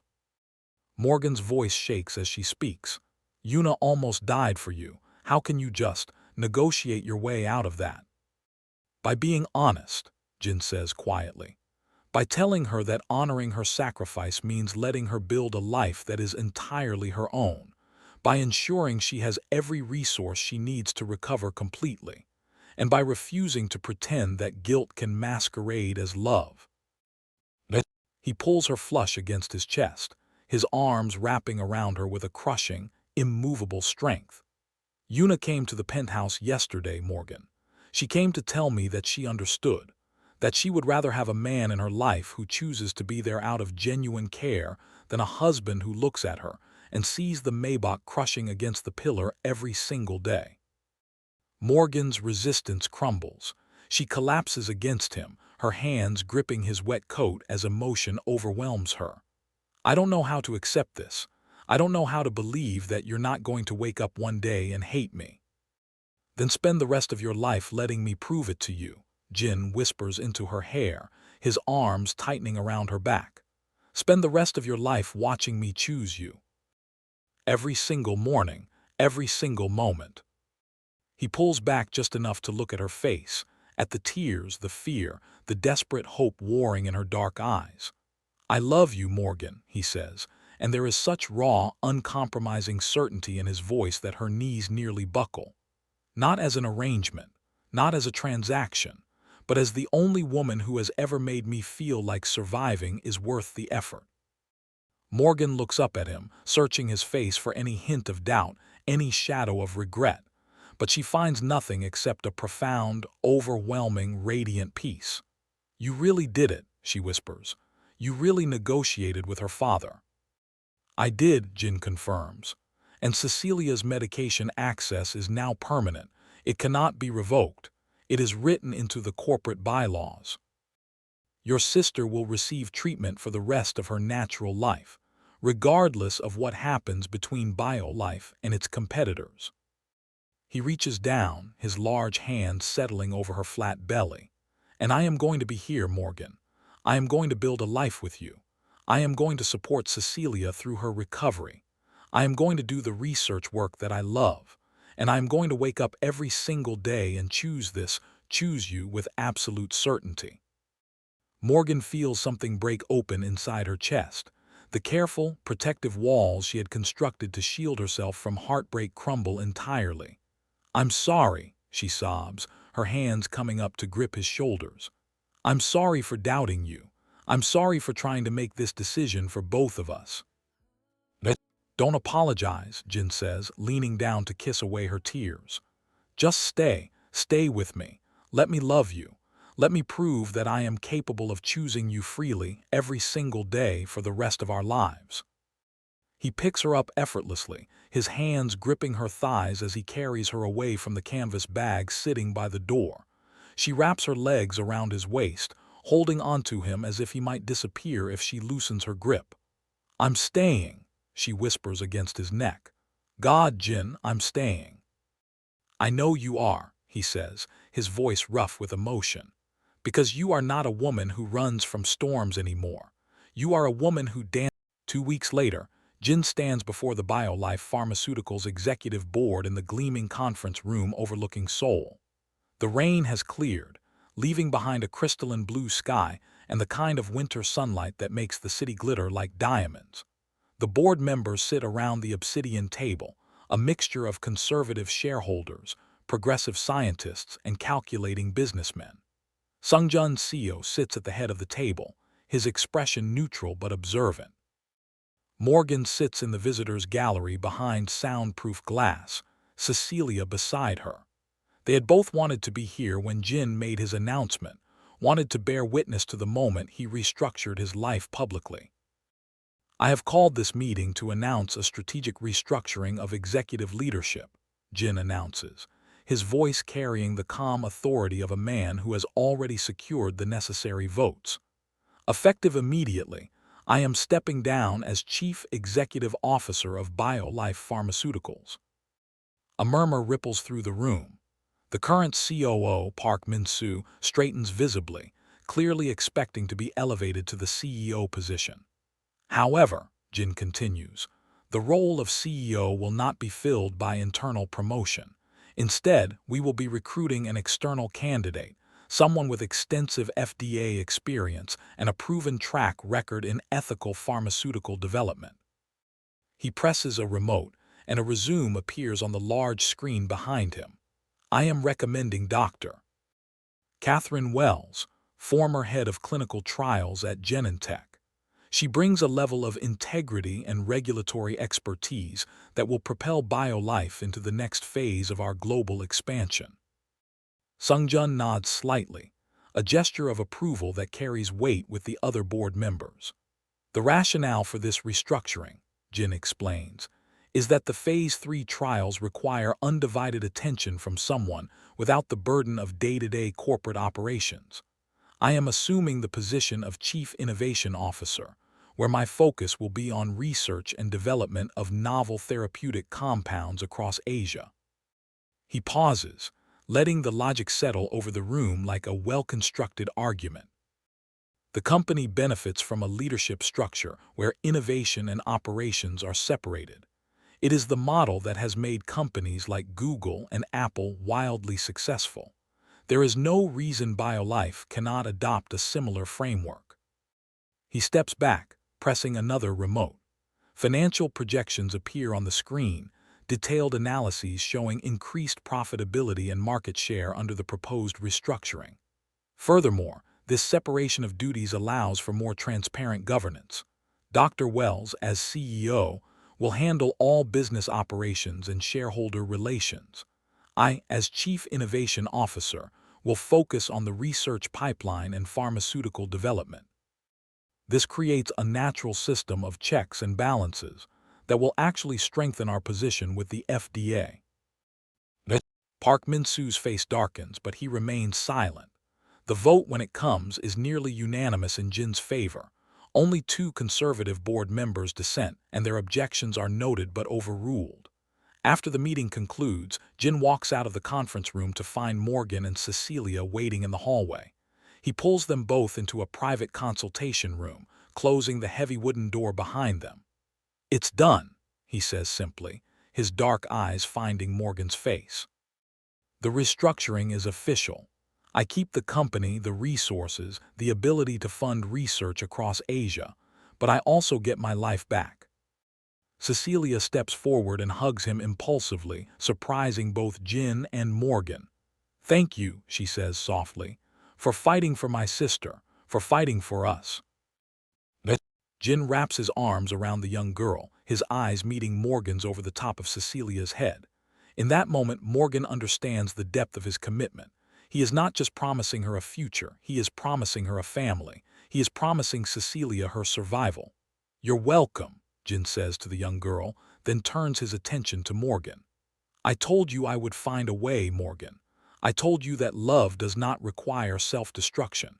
It requires negotiation. It requires honesty. It requires the willingness to walk away from false choices."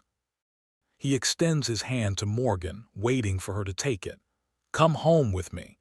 Let me show you what the rest of our lives looks like." The private penthouse is warm, filled with soft golden light from the setting sun. Outside, Seoul glitters as the city transitions from day to night, streetlights flickering on like a constellation descending to earth.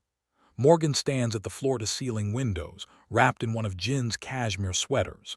She is holding a folder, the official documentation of Cecilia's permanent, irrevocable access to the Phase 3 compound. It is written into the BioLife corporate bylaws. It cannot be challenged. It cannot be revoked. Jin comes up behind her, wrapping his arms around her waist from behind. He has showered.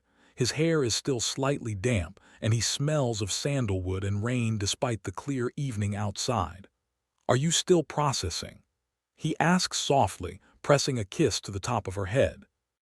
"I keep waiting for the other shoe to drop," Morgan admits, leaning back against his solid chest. "I keep expecting you to wake up one morning and regret everything." "That will never happen," Jin says with absolute certainty. He turns her around in his arms, looking directly into her eyes. "Morgan, I spent 32 years optimizing my life for external validation. I chased CEO positions and board seats and the approval of men who did not even know my first name." He reaches up, cupping her face in his large, warm hands. "Then I met you, a woman standing in the rain, desperate and terrified and completely unprepared to negotiate for her survival. And in that moment, I understood what I had been missing my entire life." "What?" Morgan whispers, her heart racing beneath her ribs. "The knowledge that survival is not about power," Jin says softly. "It is about love. It is about standing beside someone in the rain and deciding that getting wet together is better than staying dry alone." He lowers his forehead against hers, his breath warm against her face. "I chose to restructure my life not because I am running away from success, but because I am running toward it. True success, Morgan, the kind that cannot be measured in stock prices or market share." Morgan's hands come up, gripping the fabric of his shirt. "I love you, Jin, so impossibly much." "I know you do," he says, and there is such tenderness in his voice that tears begin to slide down her cheeks. "Just like I love you, not in spite of your flaws but because of them. Because your flaws are what make you real, what make you brave, what make you worth everything I have given up and everything I will continue to give up for the privilege of loving you." He kisses her then slowly, deeply, with a reverence that makes the entire penthouse seem to hold its breath.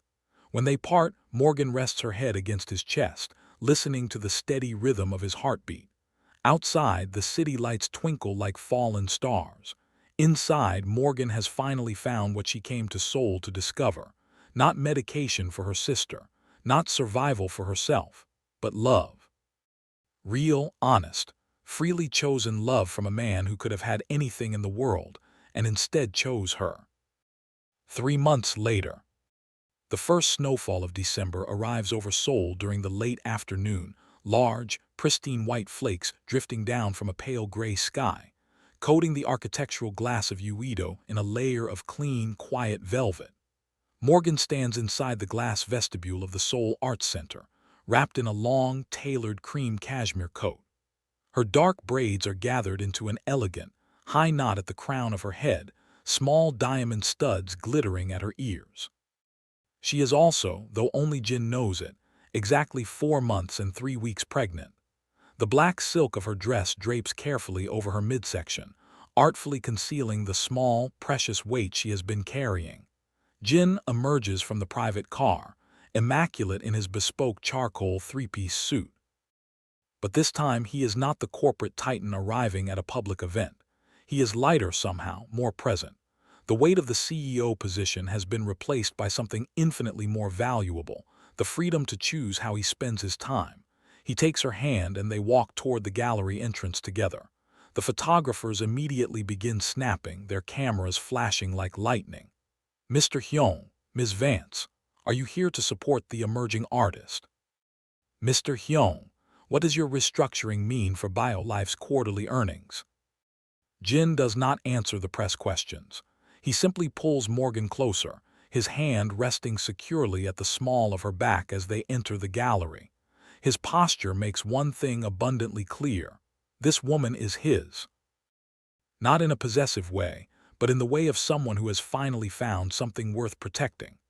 The gallery space in Insadong is filled with the low, sophisticated murmur of Seoul's art elite, the clink of champagne flutes, and the soft strains of a live cello trio echoing off the white brick walls. Morgan stands beside Jin, her hand resting lightly in the crook of his arm. They watch as Cecilia stands beside her debut piece, a sprawling, visceral, abstract exploration of trauma and recovery titled *The Rain. The canvas is a dramatic collision of dark, heavy indigo and charcoal gray, cut through the center by a sudden, violent streak of brilliant, luminous gold that seems to tear the darkness apart from the inside out. Cecilia is 16 now. Her hair has grown out into a thick, curly mane. Her cheeks are flushed with the healthy, vibrant pink of youth. She is gesturing toward the canvas with a bright, animated confidence, entirely free of the IV poles, the fevers, and the quiet, haunting shadow of mortality that had defined her childhood. She is speaking to 3 prominent Korean art critics, and Morgan can see from her confident posture that her sister is no longer the girl who sat in hospital beds wondering if she would live to see adulthood. Jin watches the young girl for a moment before turning his dark eyes down to Morgan. His gaze traces over her carefully, and she feels that familiar flutter of anticipation. "Your sister is going to be very famous," Jin observes quietly, his hand settling at the small of her back with the comfortable familiarity of a man who knows exactly where she ends and he begins. The curator from the Seoul Museum of Art was looking at that piece for nearly 30 minutes. "She has a lot of lost time to make up for," Morgan says, leaning her head against his shoulder. "She told me yesterday she wants to apply to the Pratt Institute in New York next year." Jin's arm slips from her back, his hand sliding down to rest possessively over the barely perceptible swell of her belly. It is a gesture so natural, so achingly protective, that several nearby gala attendees turn to watch them. "Then we will buy an apartment in Tribeca," Jin says quietly. His dark eyes catch hers, and there is a knowing warmth there that makes her heart skip. Somewhere near the water, with a garden, with a nursery that faces the river. Morgan stops breathing. She looks up at her husband, searching his face. "How long have you known?" she whispers. "Since yesterday morning," Jin says, a slow smile spreading across his face. "When you excused yourself from the meeting with the research team to go to the bathroom for the 3rd time.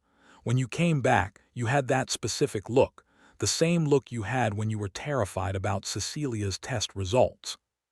Heat rises into Morgan's cheeks. She had planned to tell him tonight after the gallery opening. She had wanted to create the perfect moment, the perfect setting. But there is no anger in his eyes. Only joy, only the profound certainty of a man who has built his empire not on profit margins but on love. I was going to tell you, she starts, but Jin cuts her off by leaning down, pressing his forehead against hers. I know, he murmurs. His hand on her belly presses slightly firmer. You were going to make it a moment.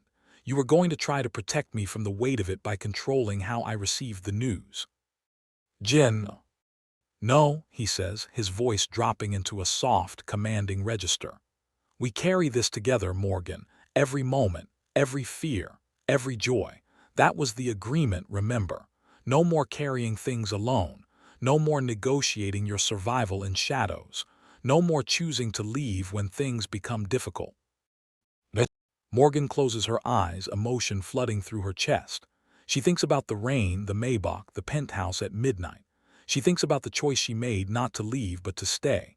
She thinks about Jin fighting for her in a boardroom, restructuring his entire life not to run away from success but to run toward something real. I'm terrified, she admits softly, her hand coming up to grip the lapel of his suit jacket. I know, Jin whispers. He pulls back just enough to look at her face. His dark eyes are bright, shimmering with emotion. But you are not terrified alone anymore, Morgan. You have me, you have Cecilia. You have an entire life built on your own terms with someone who chose you freely. No obligation, no debt, no arrangement, just love. He glances around the gallery, at Cecilia laughing with the critics, at the handful of their friends scattered throughout the space, at the soft security presence positioned discreetly near the exits. And in approximately 7 months, you will have a small human who will be equally terrified and equally brave because they will come from you, from us, from two people who found each other in the rain and decided to build something real. Morgan reaches up, her palm resting against Jin's warm jaw. You're going to be a father, Jin. The words hang in the air between them like something sacred. Jin's expression transforms completely. The controlled, polished businessman vanishes, leaving behind a man of raw, overwhelming vulnerability. He pulls her close, his arms wrapping around her with a crushing, immovable strength. Yes, he whispers, I am. And this time I'm not going to negotiate what that means. I'm not going to calculate the business implications or the strategic advantages. I'm going to show up every single day and love this child with every fiber of my being. He pulls back just enough to look at her face. Just like I show up for you. Just like I show up for Cecilia. Just like I showed up for Yuna by being honest enough to refuse a marriage built on guilt. You didn't give up bio-life, Morgan says, understanding finally settling into her bones. You restructured it. I gave up the CEO position, Jin corrects, which freed me to focus on what I actually love. The innovation, the research, the possibility of discovering solutions to impossible problems. And I got to keep the company, the resources, and the ability to ensure your sister receives the medication she needs for the rest of her life. He takes her hand, placing it over his heart. But more importantly, I kept the most valuable thing I've ever owned, the freedom to love you openly without negotiation, without arrangement, without debt. Morgan leans into him, feeling the steady, reassuring thump of his heartbeat beneath her palm. Around them, the gallery continues its elegant, sophisticated hum, but inside their small, intimate sphere, there is only peace, only certainty, only the knowledge that they have built something real from the wreckage of their old lives. Morgan stands in the center of the newly renovated nursery on the 3rd floor of their Seongbukdong house. The walls are painted a soft, calming shade of pale blue, the exact shade of the sky just before a storm breaks. Along one wall, Jin has had a mural painted, a series of gold brushstrokes cutting through gray clouds, a visual echo of Cecilia's artwork. The crib is carved from pale oak, designed by a master craftsman in Jeonju. The mattress is dressed in organic cotton bedding in cream and soft gold. Above the crib hangs a mobile constructed entirely of brass birds, each one suspended at different heights, so they dance and swirl in the gentle current from the ceiling fan. A framed photograph hangs on the wall beside the crib, a photograph of Morgan and Jin taken on their wedding day 2 years ago. They are standing on the steps of the Seoul Arts Center, snow falling gently around them. Jin is looking down at Morgan with such absolute, overwhelming love that it seems to radiate out of the frame. Morgan is looking up at him, tears visible on her cheeks, a smile of pure joy breaking her face apart. Morgan walks slowly around the room, her hand resting over her swollen belly. The baby is growing rapidly now. At 7 months, they are beginning to feel distinct, powerful movements, like waves rolling beneath her skin. Jin enters carrying a large, leather-bound journal. He sets it down gently on the changing table. "I started something," he says softly, walking over to slip his arms around her from behind. His large hands settle over her belly, his thumbs making slow, deliberate circles. "A journal for the baby, things I want them to know about their mother, about their father, about the journey that brought them into existence." Morgan turns around in his arms, looking up at him. Even after 2 years of marriage, the sight of him still makes her heart stumble. "Read me something." Jin reaches for the journal, opening it to the first page. His dark eyes scan the carefully written words before he begins to read aloud. "To my daughter or son, whoever you will become, you are a child of the rain. Your mother stood in a freezing downpour outside a restaurant and asked a stranger for help. Your father, foolishly but completely, gave her more than she asked for. We were two broken people who found each other in the dark and decided that surviving together was better than surviving alone. Your existence is not born from obligation or arrangement or any of the careful structures that had defined our lives before. You are born from choice, from the daily, deliberate decision to love each other in the light as well as in the dark. Your mother chose me freely. And I choose her every single morning when I wake up beside her. I hope you inherit her courage. I hope you inherit her willingness to fight for the people you love. And I hope you understand that the greatest strength is not in building empires, but in choosing to be fully present for the people who matter most." Jin closes the journal, setting it aside. He presses his lips to the top of Morgan's head, then to her belly where their baby rests. "I have something else for you," he murmurs, reaching into his pocket. He produces a small, velvet box. Morgan's eyes widen as she recognizes it. It is the same style box that had contained her original wedding ring, but this one is different. Inside is a delicate, rose gold band designed to curve perfectly around her wedding ring, set with a series of small diamonds arranged in a pattern that mirrors the gold brushstrokes from Cecilia's painting.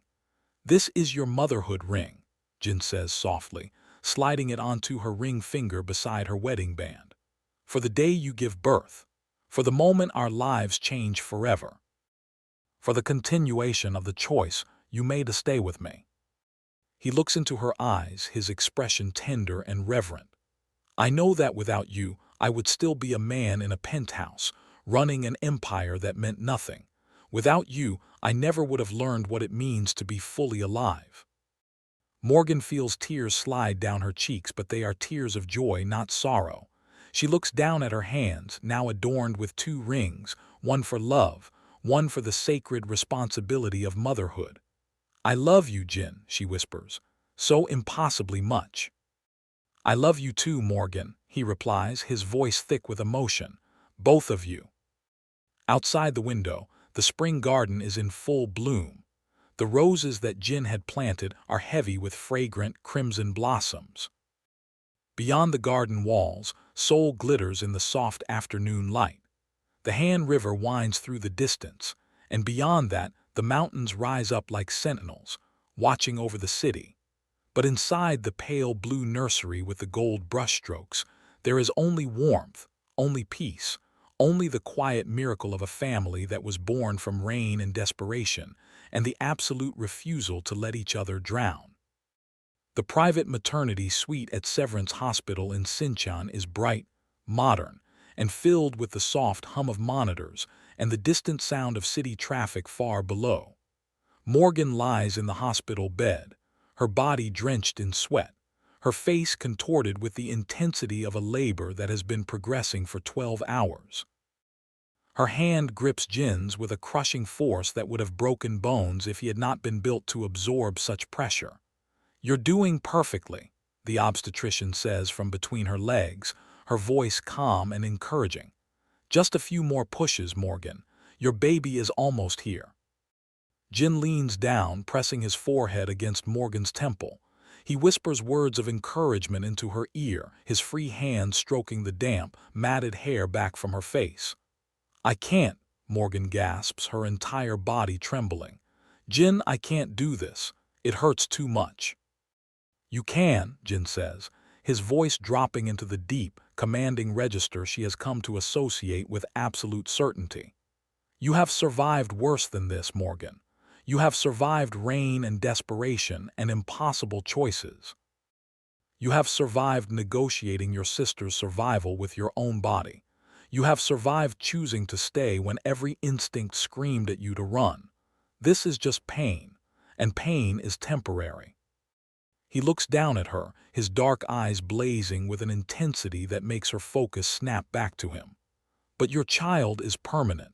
Our child is waiting to meet us on the other side of this moment, and I will be here for every second of it. Morgan squeezes her eyes shut, gathering every ounce of strength she has left. She thinks about the rain outside the restaurant. She thinks about the Maybach gliding through Seoul's wet streets. She thinks about the penthouse and the nights in darkness and the moment she almost walked away. She thinks about choosing to stay. And then she pushes. The sensation is indescribable, a primal, volcanic release that seems to tear her open from the inside. Morgan screams, a raw, uninhibited cry that echoes off the hospital walls, and then suddenly, the pressure vanishes. It's a girl. The obstetrician announces, her voice bright with joy, you have a daughter. The sound of a newborn's cry fills the room, angry, small, and impossibly powerful. Through her tears, Morgan watches as the doctor places a small, slick, writhing bundle on her chest. The baby is covered in vernix and blood, her face red and wrinkled, her tiny fists clenched in fury at this sudden, violent expulsion from the womb. But her eyes, when they flutter open for just a moment, are dark, unmistakably dark, the same dark as her father's. Jin makes a sound somewhere between a laugh and a sob. His large hand comes down to rest gently over the baby's tiny back, his fingers splayed to cover her entire torso. "Hello, little one," he whispers, echoing the words he spoke to Morgan in the gallery when she was still carrying this small, precious life. "Welcome home." The nurses work around them, delivering the placenta, checking Morgan's vitals, but the three of them exist in a bubble of profound, sacred silence. Morgan looks down at her daughter, this tiny, fierce, perfect human who would not exist if she had not stood in the rain and asked a stranger for help. "What do we call her?" The nurse asks gently, approaching with a small bassinet. Morgan and Jin look at each other. In the weeks of pregnancy, they had discussed names endlessly, both in English and in Korean. But in this moment, looking at the small, determined face of their child, there is only one name that feels right. "Rain," Morgan whispers. "Her name is Rain, Jin Hyeong Vance." Jin's arm tightens around both of them. He presses his lips to the crown of Morgan's head, then to the tiny, damp crown of their daughter. "Welcome to the world, Rain," he murmurs. "You come from survivors. You come from two people who found each other in a storm and decided to dance in the rain instead of running from it. Your father negotiated the weather. Your mother endured it. And together, we created you." 1 week later, the Seonbukdong house is filled with soft golden afternoon light and the quiet, persistent sounds of a newborn. Morgan sits in the pale blue nursery, in a comfortable rocking chair positioned near the window that overlooks the garden. Raina is nestled against her chest, swaddled in a cream-colored blanket embroidered with small gold stars. The baby's tiny mouth works against Morgan's skin as she nurses, her dark eyes half closed in the contentment of a fed infant. Jin stands in the doorway, a bottle of expressed milk warming in a basin on the changing table behind him. He watches his wife and daughter with an expression of such profound, overwhelming tenderness that he looks almost fragile. "How long has she been nursing?" he asks quietly, not wanting to disturb the intimate moment. "About 15 minutes, Morgan says. She tilts her head, looking down at Raina's small, perfect face. Dr. Kim said we're doing well. She has already regained her birth weight. Jin walks into the room, moving with the careful, deliberate steps of a man terrified of disturbing something precious. He settles into the chair beside Morgan's, his large frame dwarfing the furniture. Raina's tiny hand uncurls from the blanket, her fingers reaching out instinctively. Jin extends his index finger, and she grasps it with surprising strength, her dark eyes opening slightly to focus on his face. "She recognizes you," Morgan observes softly. "She knows my voice from inside your belly," Jin says, his own voice thick with emotion. He watches as their daughter's tiny fingers flex around his, holding on with absolute certainty. "She has been listening to me for 9 months. I read to her from the journal. I told her stories about her mother's courage. I told her that she would never have to fight alone." Morgan reaches out with her free hand, placing it over Jin's hand and their daughter's combined grip. 3 generations bound together in a single, simple touch. "Do you remember," Morgan whispers, "the first night in your penthouse, when you told me that you had never done this before, this kind of emotional honesty before intimacy?" "Yes," Jin says. "I think we were practicing," Morgan continues softly. "We were practicing for this moment, for the kind of love that requires complete vulnerability, for the kind of family that chooses itself, day after day, moment after moment, through rain and sunshine and everything in between." Jin turns his head, looking at his wife, at the strength in her face, the contentment in her expression, the absolute unshakable peace that comes from surviving and choosing to stay. "I love you, Morgan Hyeong," he says, and the use of her married name carries a weight that seems to reverberate through the pale blue room. "I love you too," Morgan whispers back. She tilts her head, pressing a soft kiss to the top of their daughter's head. "Both of you, forever." Outside the window, the spring garden is in full bloom. The roses that Jin had planted are heavy with fragrant crimson blossoms. The Han River winds through the distance, reflecting the afternoon sun like molten gold. Beyond the garden walls, Seoul continues its endless, beautiful chaos. But inside the pale blue nursery with the gold brushstrokes, there is only warmth, only peace, only the quiet miracle of a family that was born from rain and desperation and the absolute refusal to let each other drown. The rain eventually stops, the storm passes, and what remains is the choice to stay, not because you have to, but because you choose to, every single day. Not in spite of the cost, but because you understand that some prices are worth paying when the reward is love.